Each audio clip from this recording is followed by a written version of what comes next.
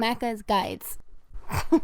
Hey everyone, Macca here playing Monster Hunter Wilds, and in this video I'm going to show you how to get all of the endemic life necessary for the side quests for Dareel and Samin, who are available in the Plains base camp. They'll send you on side quests to catch certain endemic life in the game, which can be a little bit tricky, but will be made much easier with this video. So you'll start off this side quest by going into the tent at the back of the Plains base camp, talking to either Dareel or Samin, and the first thing they'll ask you for is research on the Tracktail Lizard.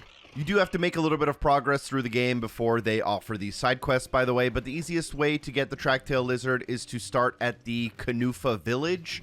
And as a reference, you can place a waypoint near the flash bug that leads towards area number 12 and 13.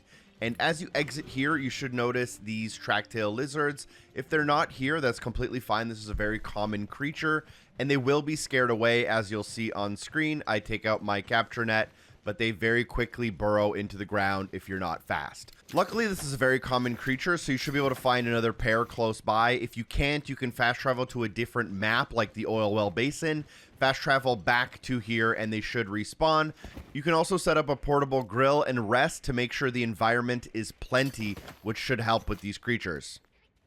Once you return that side quest, you should be able to talk to Samin to start the next part of the side quest, which is to capture the Dapperwing. This is another one that's pretty easy. I'd recommend going to the forest area.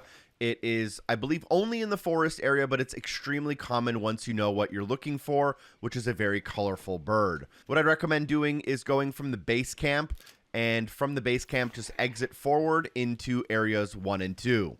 This is another creature that can be spooked if you're not careful, so equip your capture net and walk forward.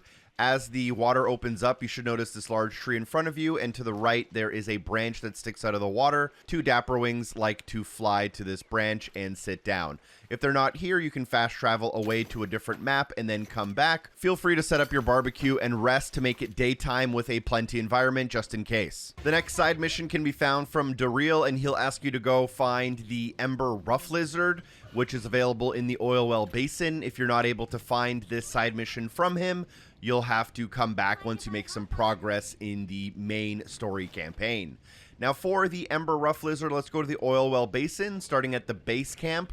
Looking between areas 3 and 4, you should be able to find a smoke nut. Let's mark that as a waypoint, and we can have our little friend here take us there through the auto move feature. And as you approach this area, you should notice these lizards. You may want to dismount before you approach them as to not spook them away.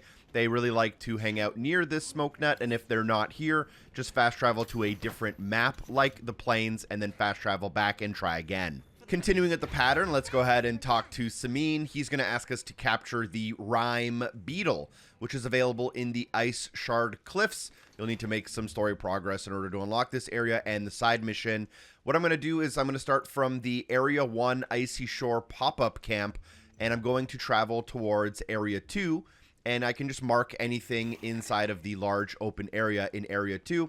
And as I go into that area, I should be able to find a Rime Beetle, or actually, usually there's like 3 of them just sitting in the middle of the area.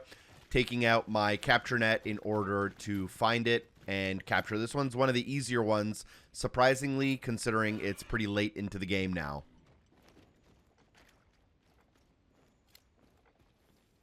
A potential target has appeared. Check your map when you're ready. We're getting pretty close to rounding out these side quests, and the next thing we need to find is the Gillopod, which only becomes available after completing the main story mission 4-3, which is once you come to Wyveria. And from Wyveria, if you use the levels of the area, go to Area 8, and there's a nearby pop-up camp, which is fairly useful. And from that pop-up camp, we can try to search these walls. Now, the Gillopod is quite rare, so it might take you quite a few attempts at traveling back and forth from different maps to reset these creatures.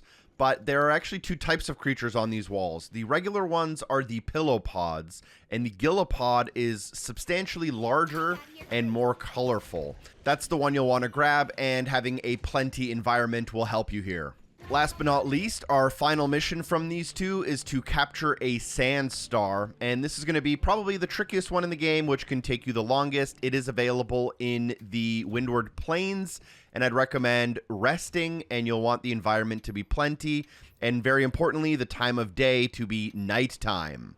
Once you have that set up, I'd recommend having the pop-up camp near Area 13 available to you. This is going to be the best area to find this creature, so we'll fast travel there.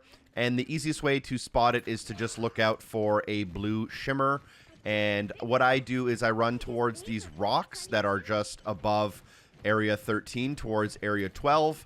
But if you don't find it, you can fast travel back and forth to a different area hoping that it respawns. Or just keep searching these kind of large sand dunes in a circle back towards that oasis area. Sometimes if you're too quick, the endemic life doesn't have a chance to spawn, so you do want to give it a couple of seconds for the world to populate. And eventually you should be able to find it. For me, I was pretty lucky and found it here on my first attempt through the area, and it does glow pretty aggressively blue and runs away from you as soon as it spots you. Now there is a somewhat specific way to tackle this creature, and you will want the Screamer Pod, which you can equip before you start out, or you can get Screamer Pods from any of the creatures that are flying in the sky above.